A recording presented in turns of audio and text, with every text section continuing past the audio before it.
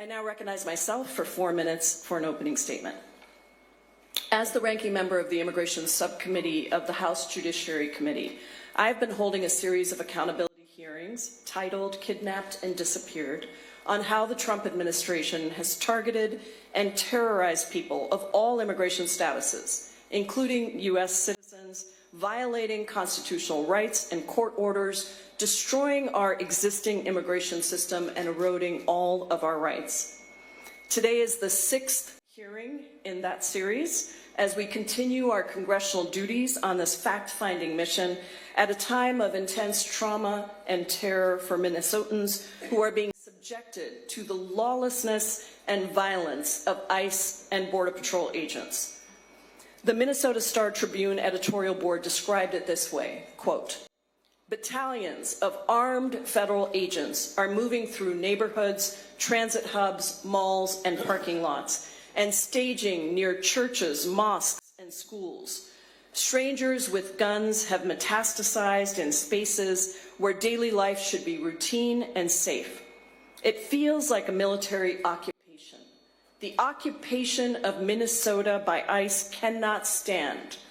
What we are witnessing is the storming of the state by the federal government." End quote. Since December, Donald Trump has surged federal agents to the Twin Cities under the guise of immigration enforcement. Thousands of ICE and Border Patrol agents have put the safety of residents in jeopardy, with escalating arrests and violations of fundamental constitutional rights that protect individuals from unreasonable seizures and searches without a warrant, and protect due process for everyone, citizen and non-citizen, without distinction. We are seeing horrifying videos of ICE agents battering down people's doors without a warrant, racially profiling people on the street, busting in car windows and trying to intimidate and suppress the First Amendment rights to peacefully protest.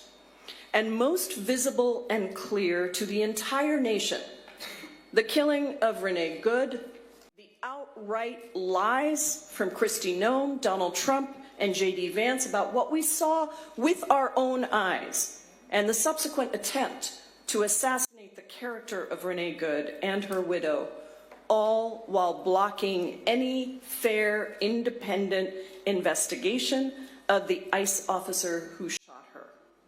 Instead of making us safer, Trump is deliberately escalating tensions in a city where crime rates have been declining, and the tactics are only accelerating. Renee Good's killing was the 9th reported ICE shooting since September. Meanwhile, in the single year since Donald Trump entered office, 35 people have been reported by ICE to have died in ICE detention facilities. That is the highest number in 2 decades. Let me be clear. This pattern of reckless, even lethal use of force cannot continue, and we will do everything in our power to hold the administration accountable and stop this lawlessness. Let me also be clear about something else. What is happening in Minnesota is a pattern that is dangerous to every single person in America. Because if they can erode the rights of some, they can do it to you. No one is safe. As one of only 24 naturalized citizens to serve in Congress today, someone who spent 17 years in the process to get my U.S. citizenship, this is very personal to me. Never in a million years would I have thought that I would see what I see on the streets of the United States of America. We cannot have a second tier of citizenship.